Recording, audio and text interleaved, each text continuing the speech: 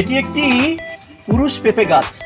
এই যে দেখতে পাচ্ছেন অসংখ্য ফুল, অসংখ্য ফুল, কিন্তু কোনো পেঁপে ধরছে না।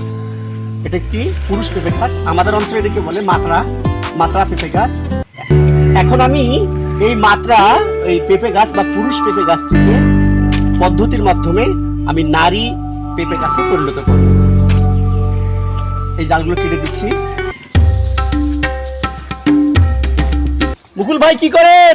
হ্যাঁ, এই যে মাতৃ গাছ বানাচ্ছি, একে একে এই যে ডালগুলো এগুলো সব কেটে দিতে হবে,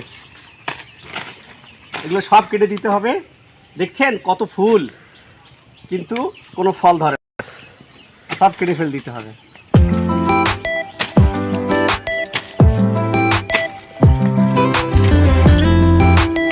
আমাদের উপরের ডালপালা কাটা শেষ।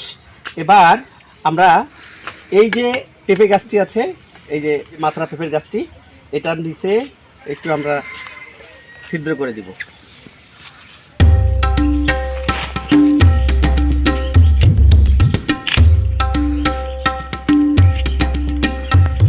এই যে দিলাম,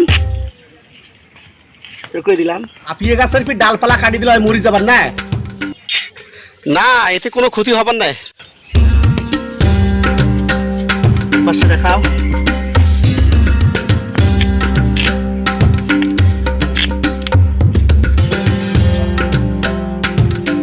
ছিঁড়ে দিলাম।